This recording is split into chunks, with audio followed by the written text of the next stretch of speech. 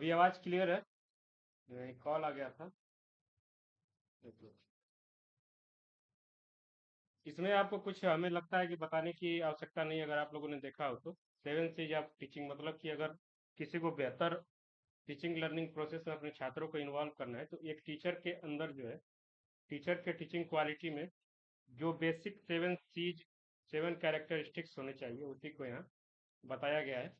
इसके अलावा भी बहुत सारे कैरेक्टर जो है होने चाहिए, लेकिन ये 7 जो सब में कॉमन और सबसे जो बेसिक होती हैं उसी को बताया गया है। ओके, अगर कोई बताए पहला पॉइंट कि केयर, एक टीचर के अंदर केयरिंग नेचर क्यों होना चाहिए।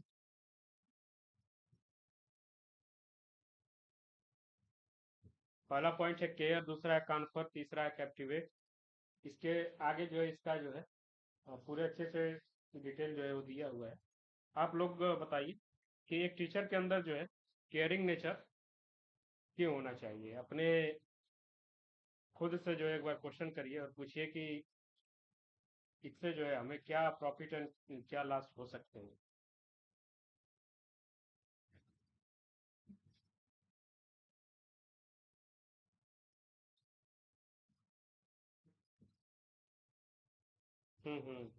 हम लोगों ने अपने पिछले क्लासों में दो चीज जो महसूस किया होगा, उस चीज की अगर मैं बात करूँ तो मान लिया कि हम लोग के क्लासेस में दो टाइप के टीचर अवश्य आप लोगों ने देखा होगा। एक जो एकदम खड़ूस टाइप के टीचर होते हैं, स्टूडेंट से बस उतना ही बात करते हैं जितना बुक के अंदर लिखा होता है, और उसके अलावा और कुछ है ही उनके इमोशनली और अटैचमेंट उनका नहीं माना जाता है। बच्चों को हमेशा जो है मारने पीटने की बात करते हैं उस टीचर में। और एक टीचर ऐसा है जो बच्चों को थोड़ा सा फ्रेंडली बिहेव करता है, और सिलेबस के ऊपर तो बातचीत करेगा ही, लेकिन उसके साथ साथ वो बच्चों के साथ फ्रेंडली बिहेव करता है, उनके साथ अच्छे से घुल मिल के रहता है। वो थोड़ा सा इमोशनली सपोर्ट भी बच्चों को करता है। तो इन दोनों में कौन जो है बेहतर टीचर हो सकता है, फर्स्ट या सेकेंड? हम लोग खुद जो महसूस करते हैं सेकेंड जो है वो ज्यादा बेहतर टीचर है। तो इस हिसाब से जो एक टीचर होते हैं उनके अंदर जो है केयरिंग नेचर होना चाहिए। ओके, उसके बाद अगला है जो कॉन्फर। रंजित अपना माइक जो है म्यूट कर सकते हैं, आपसे जब कुछ पूछा जाए तब अनम्यूट करिएगा, क्योंकि आवाज जो है सबके पास जा रही है। ओके, दूसरा जो इसमें क्वालिटी है कॉन्फर का, कॉन्फर का मतलब होता है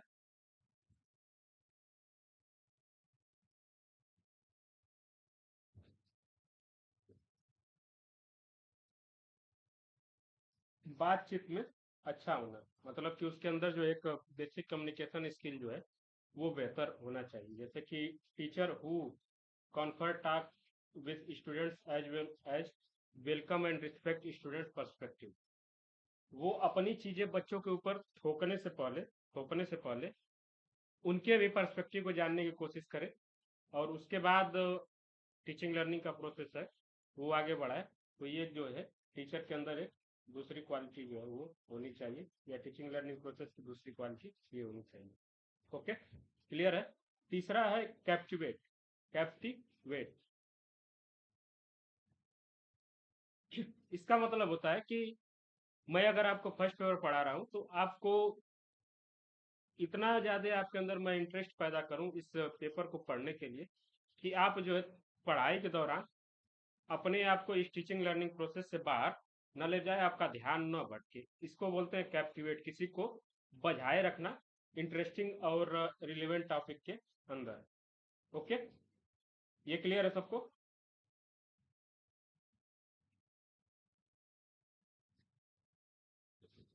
इसके बाद आगे जो है क्लेरिफाई। क्लेरिफाई का मतलब होता है कि चीजों को अच्छे से क्लेरिफाई करना, जो भी चीज पढ़ाया जाए उसको अच्छे से इतना अपने सेंस को इतना ज्यादा डेवलप कर लेना चाहिए एक टीचर को कि वो अच्छे से चीजों को क्लेरिफाई कर सके। ओके, इसके बाद कंसोलिडेट है।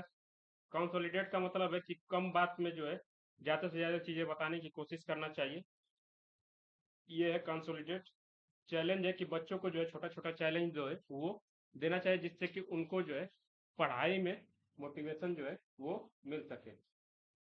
अगला जो है कि क्लासरूम मैनेजमेंट, ये जो एक टीचर की सबसे बेहतरीन खूबी जो होनी चाहिए उसमें आती है क्लासरूम मैनेजमेंट, कि क्लासरूम को ऐसे मैनेज किया जाए कि जो भी बच्चे इरिलेवेंट है, मतलब कि शोर शराबा मचाने वाले हैं, वो भी क्लास में अच्छे से पढ़ाई कर सके। ओके, क्लियर है सबको? इसमें किसी को किसी पॉइंट में डाउट?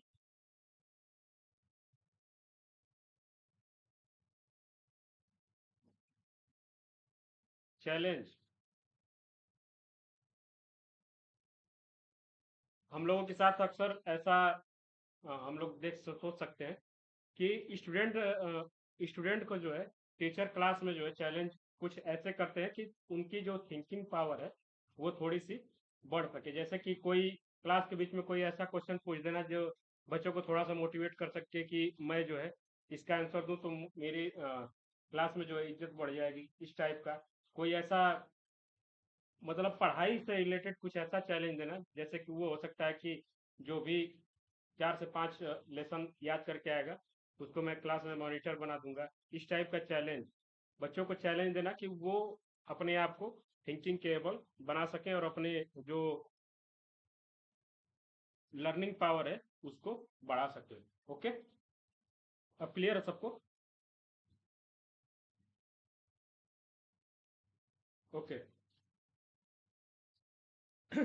इसी का जो है अच्छे से डिफिनीशन जो है आपको नोट्स में मिल जाएगा, तो एक बार आप लोग देखिएगा। ओके, अगला जो है कि फॉर्म्स ऑफ एजुकेशन, मतलब कि हम किसी को कितने रूपों में, कितने फॉर्म्स में जो है एजुकेशन प्रोवाइड करा सकते हैं। ओके, तो इसको हम लोग थोड़ा सा अभी ध्यान नहीं देते हैं। इधर जो लिखा है आप लोग सोचिए कि फॉर्मल, इनफॉर्मल और नॉन फॉर्मल एजुकेशन किस टाइप का हो सकता है। ये इस वर्ड से, इसका जो हिंदी होता है, एक होता है औपचारिक, दूसरा होता है अऔपचारिक और तीसरा होता है अनौपचारिक शिक्षा। ओके, तो पहला है फॉर्मल, दूसरा है नॉन फॉर्मल और दूसरा है इनफॉर्मल और तीसरा है नॉन फॉर्मल।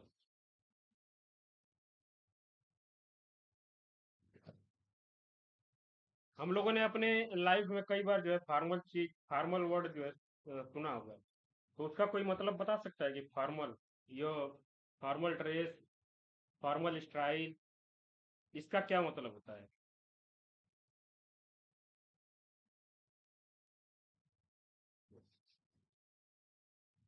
कोई है जो बता सकता है?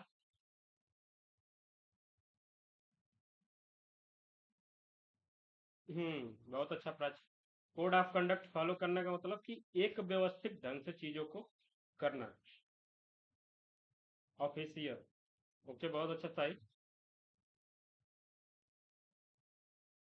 फॉर्मल का मतलब होता है एक व्यवस्थित ढंग से चीजों को करने की कोशिश करना। तो फॉर्मल एजुकेशन में हम लोग देख सकते हैं कि कोई भी ऐसा एजुकेशन जो एकदम एक व्यवस्थित ढंग में किसी को दिया जा रहा हो, जैसे कि क्लासेस जो है इसी क्लासरूम में चलेंगी, बच्चों को ये ड्रेस कोड जो है ये पहन के आना है, ये जो है क्या है, एक फॉर्मल एजुकेशन का टाइप है। ओके, फॉर्मल एजुकेशन में क्या होता है, चीजें एकदम प्री प्लान्ड होती हैं, ऑर्गेनाइज होती हैं, एकदम व्यवस्थित होती हैं। ओके, ये फॉर्मल एजुकेशन की सबसे बड़ी खासियत है। ओके, जैसे कि स्कूल्स की लर्निंग जो हुई, कॉलेज लर्निंग जो हुई, और ऐसी कोई भी लर्निंग जो हम किसी ऐसे संस्थान से जुड़ के पढ़ाई करते हैं जिसमें चीजों को एकदम व्यवस्थित ढंग से प्रोवाइड करा जाता है, तो उसे हम लोग फॉर्मल एजुकेशन बोलते हैं। उसी तरीके से इनफॉर्मल का मतलब है अऔपचारिक। अऔपचारिक का मतलब ये होता है कि इसमें हम चीजों को सीखते तो हैं, लेकिन उसके लिए कोई हम एकदम प्लान्ड जर्नी जो है वो तय नहीं करते हैं। जैसे कि हम लोग अगर साइकिल चलाना सीखते हैं अपने आप से, खाना बनाना सीखते हैं, या मम्मी पापा या किसी भी ऐसे इंस्टीट्यूशन के बाहर अगर कोई भी चीज सीखते हैं तो वो हम लोग अनौपचारिक तरीके से सीखते हैं। मतलब कि उसमें हमें कोई एकदम प्लान्ड जर्नी जो है वो तय नहीं करना होता है। तो इसी को हम लोग इनफॉर्मल एजुकेशन बोलते हैं, इनडायरेक्ट एंड स्पॉन्टेनियस। ओके। जैसे कि इसका एग्जाम्पल अगर हम लोग देखें तो यहाँ देख सकते हैं कि उदाहरण में परिवार के सदस्यों, साथियों, आकाओं या वास्तविक जीवन में स्थितियों में व्यवहारिक अनुभवों के माध्यम से सीखना औपचारिक एजुकेशन में शामिल है। ओके। इसके बाद जो तीसरा है वो है नॉन फार्मल। नॉन फार्मल का मतलब होता है कि वो फार्मर और इनफॉर्मल दोनों का जो है मिक्सचर होगा। जैसे कि इसमें चीजें फ्लेक्सिबल होंगी, ओपन सिस्टम होंगी। जैसे कि हम लोग डिस्टेंस लर्निंग से अगर कोई कोर्स करते हैं तो हम लोग एक कॉलेज के स्टूडेंट तो हैं, लेकिन हम लोग पूरी तरीके से कॉलेज का स्टूडेंट नहीं है। वो क्या होता है, एक नॉन फॉर्मल एजुकेशन माना जाता है। जैसे कि उसमें चीजें फ्लेक्सिबल होंगी। जितने भी कोचिंग संस्थान आते हैं प्राइवेट कोचिंग वगैरह जो है वो भी नॉन फॉर्मल के अंदर हम लोग को मिलते हैं। ओके। और जितने भी डिस्टेंस लर्निंग प्रोग्राम है, जैसे कि इग्नू के जो प्रोग्राम है, और स्वयं के द्वारा अगर हम लोग कुछ पढ़ते हैं वो, या यूट्यूब से कुछ पढ़ते हैं वो, ये सब चीजें क्या है, नॉन फॉर्मल एजुकेशन है। ओके। हम आपको पढ़ा रहे हैं, ये क्या है, non formal education.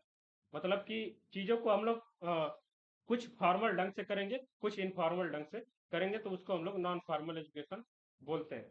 Okay. Clear है तीनों सबको?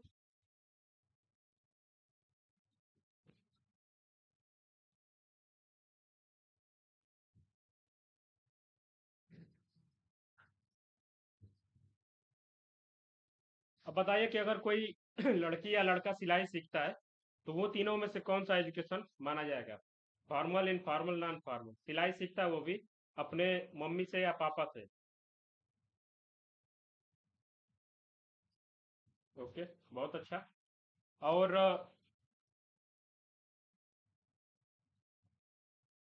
अगर मैं किसी कॉलेज से बीए कर रहा हूँ तो वो कौन सा एजुकेशन होगा? फॉर्मल। ओके। यही चीज यहाँ आगे जो है अच्छे से लिखी हुई है, तो आप लोग इसको एक बार पढ़िएगा, आपको जो नोट्स प्रोवाइड कराया गया है उसमें। ओके। इसके बाद आगे जो हम लोग पढ़ने वाले हैं वो है लेवल्स ऑफ टीचिंग। जैसे कि हम लोगों ने यहाँ पढ़ा था पेडागॉगी, एंड्रोगॉगी और ह्यूटागॉगी। तो हमें बताइए एंड्रोगॉगी क्या होता है, ये बताएंगे। मैं जिससे पूछूंगा वही जो है आंसर देगा। जितेंद्र आप बताइए एंड्रोगॉगी क्या होता है?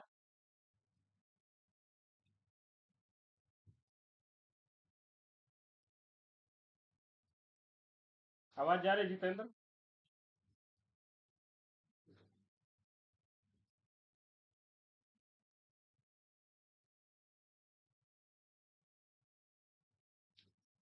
ओके। सोनाली आप बताइए एंड्रोगॉगी।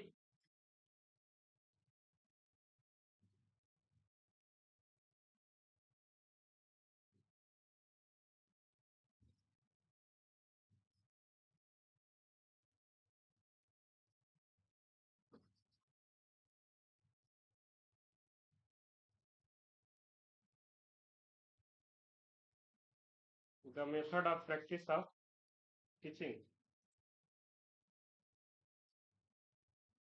वो तो तीनों मेथड जो है वो है टीचिंग के ही। लेकिन एंड्रोगॉगी में हम लोग क्या पढ़ते हैं, कोई बताए, कोई भी बताए अच्छे से।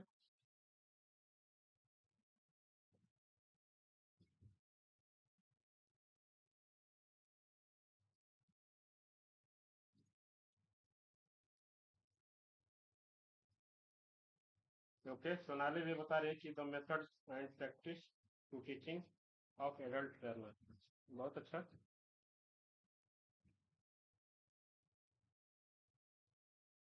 पेडागॉगी जो था वो छोटे बच्चों को पढ़ाने वाला था, और एंड्रोगॉगी जो था वो एडल्ट लर्नर को पढ़ाने वाला था, और यूटागॉगी जो है सेल्फ डायरेक्ट जो लर्नर होते हैं, इसका एग्जाम्पल हमने बहुत अच्छे से बताया था। ओके, जो क्वेश्चन आप लोगों को दिया गया था, अ, किसी को याद है कि वो क्वेश्चन कौन सा था जो ग्रुप में मैंने सेंड किया था?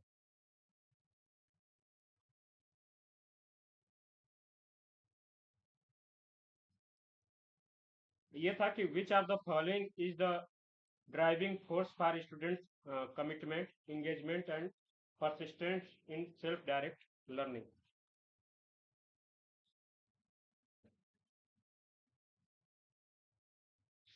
ओके, तो हम लोग देख सकते हैं कि मैंने आपको बताया था कि कोई क्यूब सॉल्व करना तभी सीख सकता है कि वो जो उसके पास, उसके लिए उसके पास जो जुनून होगा, पैशन फॉर लर्निंग जो है, इसमें जो है मोटिवेशन का जो है सबसे बड़ा योगदान जो है वो होता है, और ये मोटिवेशन जो है एक पैशन के रूप में कार्य करता है।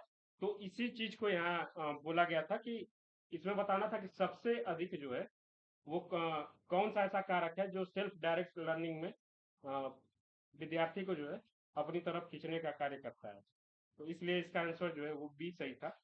इसी तरीके से अगर कोई भी क्वेश्चन भेजा जा रहा है ग्रुप में, तो उसको जो है आप लोग थोड़ा सा दिमाग लगा के पढ़िए, और उसके बाद जो इसका आंसर जो है तुरंत करिए, और हम लोग अगले क्लास में जो है उसको अच्छे से डिस्कस कर सकते हैं। ओके, अब हम लोग आते हैं आज के अगले टॉपिक पे, लेवल्स ऑफ टीचिंग।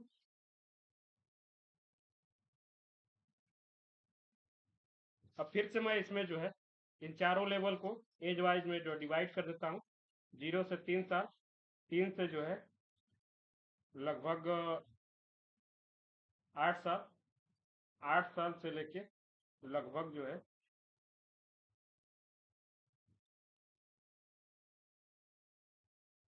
8 और 6, 14 साल, 14 से लेके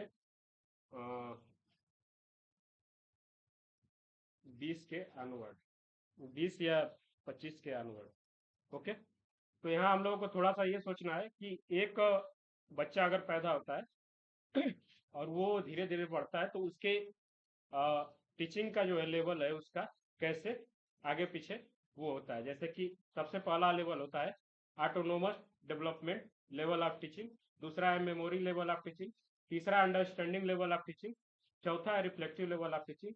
इन सारे का हिंदी जो है आगे वो दिया हुआ है, आप लोग इसको शॉर्ट फॉर्म में ALD, MLT, ULT और RLT बोलेंगे तो वो ज्यादा बेहतर आप लोगों को समझ में आएगा। तो सबसे पहले अब एक बच्चे को आप लोग अपने दिमाग में जो है सोचने की कोशिश करिए, और उसे सोचिए कि 0 से लेकर 3 साल के एज तक उसको किस टाइप की जो है टीचिंग वो प्रोवाइड कराया जाता है। वो सबसे पहला जो टीचिंग का लेवल होता है वो होता है autonomous level development of teaching. Okay, तो सबसे पहले अगर कोई बच्चा पैदा होता है, तो जैसे ही उसकी आ, वो थोड़ा सा चीजों को समझने की कोशिश करता है, तो सबसे पहले उसे जो है चीजों मम्मी पापा, चाची चाचा और जितने भी रिलेटिव्स होते हैं उन लोगों को पहचानने का जो तरीका है वो सिखाया जाता है। उसके बाद धीरे धीरे उसे बोलने का तरीका सिखाया जाता है, धीरे धीरे उसे चलने का तरीका सिखाया जाता है, धीरे धीरे जो है उसे अपने पांचों सेंसेस का यूज करना जो है उसे सिखाया जाता है। तो इसी को हम लोग autonomous level development of teaching बोलते हैं। ओके, इसके बाद जो बच्चा थोड़ा सा बड़ा होता है, 3 क्लास से लेके थर्ड में अब तक जो है बच्चों का जो एडमिशन जो है वो PG या UKG में एडमिशन जो है वो इस समय तक हो जा रहा है। यहाँ बच्चा क्या करता है, अब धीरे धीरे चीजों को मेमोरी लेवल ऑफ टीचिंग में अपने मेमोरी में सेट करने की कोशिश करता है। उसे जो है चीजें रटाई जाती हैं, जैसे कि टेबल्स हो गए, दिनों के नाम, महीनों के नाम, जानवरों के नाम, इस टाइप की जो चीजें हैं उसे रटाई जाती हैं। लेकिन बच्चा इसके बाद थोड़ा सा जब बड़ा होता है, लगभग 5 तक, 5वीं कक्षा तक, उसे कुछ ऐसा चीज नहीं बताया जाता है जिसमें उसके दिमाग का बहुत ज्यादा योगदान हो सके, उसे बस चीजों को रटना है। इसके बाद जब हम लोग अंडरस्टैंडिंग लेवल ऑफ टीचिंग में आते हैं, तो यहाँ बच्चा जो है थोड़ा सा और बड़ा होगा, और वो अब चीजों को समझने की कोशिश करेगा, और इसने यहाँ जो टेबल लर्न किए थे उसको अब यहाँ अच्छे से यूज करके वो मल्टीप्लिकेशन या उसको जो है अपने आगे के मैथमेटिक्स में वो यूज करेगा। इसके बाद सबसे ऊपर जो लेवल होता है वो होता है RLT। RLT का मतलब होता है कि reflective level of teaching. Reflective level of teaching में ये तीनों चीजों को जो है यहाँ उसे चीजों को समझना था और यहाँ उसे चीजों को खुद करना है। जैसे कि अगर मैं एग्जांपल दूं,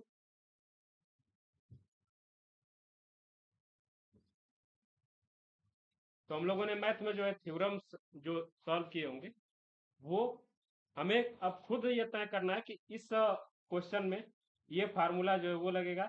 और जैसे कि रिसर्च के जो विद्यार्थी होते हैं उन्हें जो है रिसर्च करने से पहले वो अपने आप जो है सारी चीजों को करना सीख जाते हैं। तो वो होता है RLT, reflective level of teaching. Okay,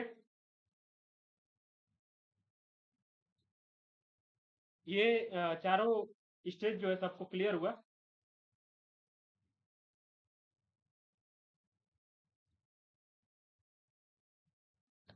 okay,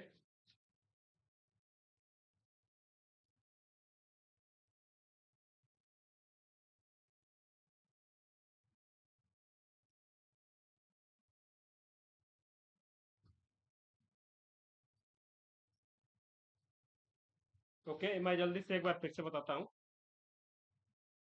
ALD अगर किसी को समझ में आया तो बताए। Autonomous level of development of teaching. किसी को अगर समझ में आया तो बताए।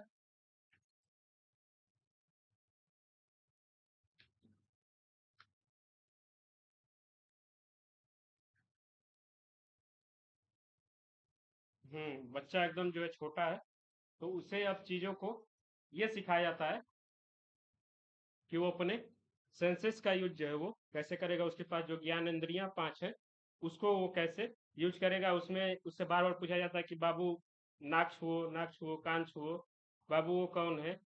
और बाबू को बार बार कुछ बोलने के लिए सिखाया जाता है। तो वो क्या होता है, ऑटोनोमस डेवलपमेंट ऑफ टीचिंग होता है। ओके, ये बच्चे की सबसे बेसिक रिक्वायरमेंट है। उसके बाद हम लोग अपने आप थोड़ा सा सोचते हैं कि उसके बाद हम लोग थोड़े से बड़े होते हैं जब पीजी, हालांकि मैंने पीजी में पढ़ाई नहीं की है, यूकेजी, एलकेजी और फर्स्ट की क्लास या थर्ड की क्लास तक जब हम लोग रहते हैं तो वहाँ टीचर के द्वारा जो है वो चीजों को याद करने के लिए सिखाया जाता है। चीजों को हमें रट्टा मारने के लिए सिखाया जाता है। बार बार हमसे कोई आएगा तो टेबल पूछ लेगा कि 10th का टेबल बताओ, 12th का टेबल बताओ। और कोई भी वर्ड मीनिंग पूछ सकता है, दिसंबर की वर्ड मीनिंग या अक्टूबर की वर्ड मीनिंग। ये मेरे साथ ऐसी चीजें हुई हैं, आप लोगों के साथ भी शायद हुई हो, अगर याद हो आप लोगों को तो वो कौन सा लेवल होता है, MLT। इसमें जो है बस हमें चीजों को रटना सिखाया जाता है। इसके बाद हम लोग ULT में आते हैं, थोड़ा सा जब बड़े होते हैं, लगभग 6वीं क्लास से लेके 12वीं क्लास तक के विद्यार्थी को हम लोग मानते हैं कि वो जो है ULT में, अंडरस्टैंडिंग लेवल ऑफ टीचिंग में। इसमें क्या होता है कि उसे जो है फार्मूला तो बता दिया जाता है। जैसे कि मैथ का अगर मैं बात करूं, फार्मूला जो है कई सारे लिखा दिए जाते हैं और उसके पास जब क्वेश्चन आता है तो उसे खुद से सोचना होता है कि इस क्वेश्चन में ये फार्मूला हम लोगों को लगाना है। जैसे कि अगर मैं 5वीं क्लास या उससे नीचे वाले बच्चों की बात करूं तो लगभग 5वीं क्लास में सबको ये रटा दिया जाता है कि A+B का होल स्क्वायर क्या होता है। ये उसे एकदम मुंह जो है वो रटा दिया जाता है, A²B² + 2AB। लेकिन इसको जो है यूज करने का तरीका जो है नहीं सिखाया जाता है कि कहाँ इसको यूज करना है। जब हम लोग थोड़ा सा अपने लेवल में आगे बढ़ते हैं तो वहाँ जब हमारे पास एलजेब्रा के बहुत सारे क्वेश्चन आते हैं तो वहाँ हम खुद से ये तय करते हैं कि इस क्वेश्चन में ये फार्मूला जो है वो लगेगा। तो हम अपने खुद के समझ को अब यूज करना शुरू करते हैं। तो इसे हम लोग अंडरस्टैंडिंग लेवल ऑफ टीचिंग बोलते हैं। और वही जब हम लोग ग्रेजुएशन और पोस्ट ग्रेजुएशन और PhD में इनरोल होते हैं तो वहाँ जो है हम पूरी तरीके से स्वतंत्र हैं। हमारे पास खुद का जो है सिलेबस होता है और टीचर जो है हल्का फुल्का जो है गाइड कर देता है। उसके बाद चीजों को कैसे करना है, क्या पढ़ना है, कैसे पढ़ना है, ये सब चीजें हम लोगों को सीखना अपने ऊपर होता है। ओके, अभी क्लियर हुआ सबको? आरएलटी में हम लोग एक पीएचडी पीएचडी स्टूडेंट को जो है एज्यूम कर सकते हैं। एज्यूम करने का मतलब है कि उसे ये खुद तय करना है क्या पढ़ना है, कैसे पढ़ना है और कब पढ़ना है। ये सारी चीजें जो है एक स्टूडेंट के द्वारा तय की जाती हैं। ओके, यूएलटी में हमें क्या पढ़ना है और कैसे पढ़ना है,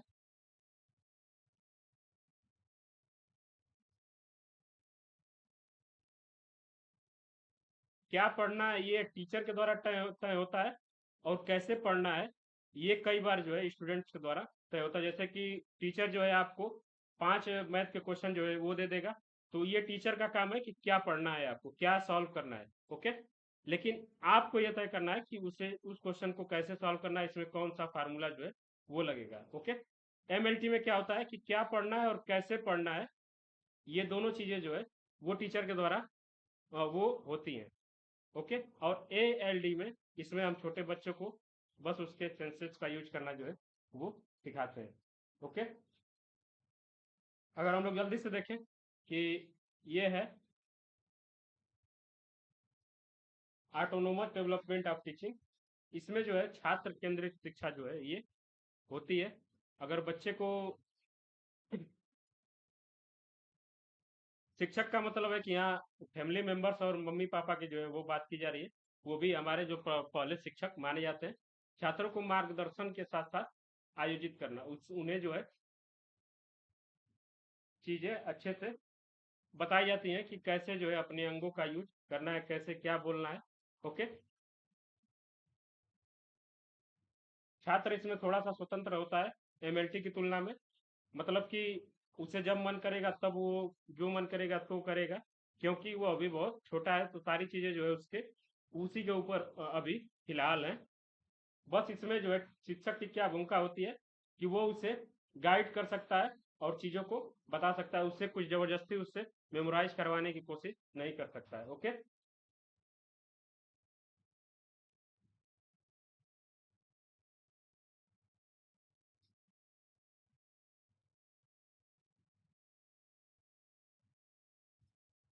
इसको एक बार आप लोग खुद से जो है पढ़िएगा और देखिएगा कि एमएलटी, आरएलटी और यूएलटी में क्या अंतर होता है। ओके, क्योंकि जब तक आप अपना खुद का जो है डेवलपमेंट अंडरस्टैंडिंग नहीं बना पाएंगे, तब तक चीजें जो है अच्छे से, मैं तो बताने को बता सकता हूँ सारी चीजें, लेकिन क्वेश्चन सॉल्व करते समय आपकी अंडरस्टैंडिंग जो है वो बहुत ज्यादा मायने रखती है। इसी से जो है क्वेश्चन अच्छे से सॉल्व किए जा सकते हैं। ओके,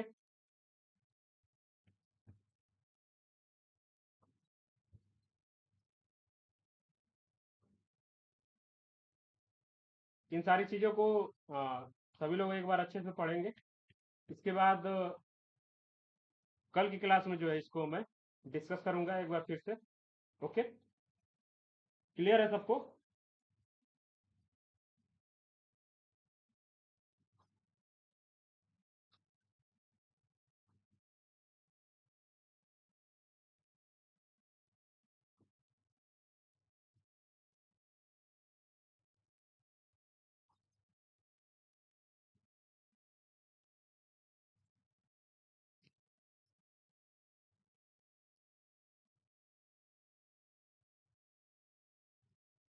इसके बाद अगला जो टॉपिक है वो है ब्लूम्स टेक्सोनॉमी।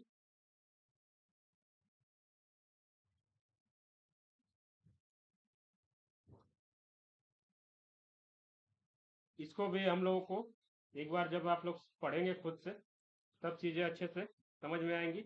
और इसको जो है नोट्स में अच्छे से दिया गया है कि ब्लूम टेक्सोनॉमी क्या थी, रिवाइज्ड ब्लूम टेक्सोनॉमी क्या थी, और इसमें हम लोगों ने जो बात किया था कॉग्निटिव डोमेन, अफेक्टिव डोमेन और साइकोमोटर डोमेन। तो हमें बताइए, प्राची बताइए कि अफेक्टिव डोमेन क्या होता है।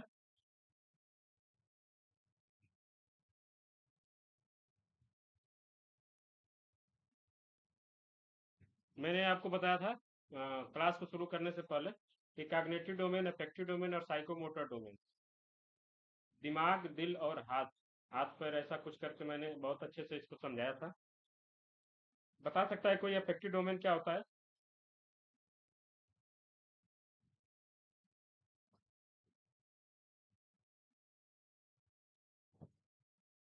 किसी को अगर समझ में आया हो तो पूछ दे।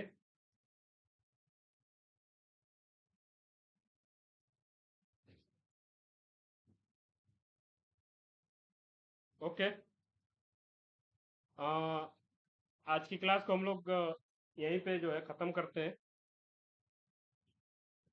साहिल बता रहे हैं कि रिलेटेड टू इमोशन, आप लोगों में से बस साहिल ने ही जो है नोट्स अपना दिखाया था, जिन्होंने पढ़ा था। और किसी ने अपना नोट्स जो है वो हमें नहीं शेयर किया। इसका मतलब कि आप लोग बस क्लास कर रहे हैं और इस क्लास को जो है सीरियस नहीं ले रहे हैं।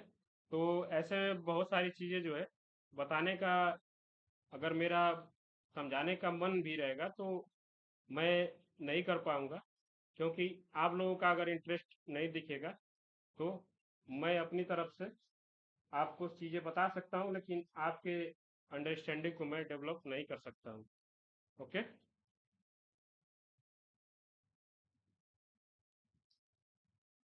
Learning by attitude, feelings and emotion, बहुत अच्छा गीतांजलि। ओके। आगे की क्लास के लिए हम लोग एक बार अच्छे से ये लेवल्स ऑफ टीचिंग और ब्लूम टेक्सोनॉमी में जो है वो तीनों डोमेन की चीजें जो है थोड़ा सा पढ़ के आएंगे। मैं जो इसको ग्रुप में जो नोट्स शेयर किया गया है, उसमें भी बहुत अच्छे से बताया गया है। कॉग्निटिव डोमेन, अफेक्टिव डोमेन और साइकोमोटर डोमेन, अपने डेली लाइफ से जो एग्जांपल एक बार लेके समझिएगा आप लोग। इसके बाद जब मैं कल चीज़ों को समझाऊंगा तो अच्छे से चीज़ें आपको अच्छे से समझ में आएंगी। ओके।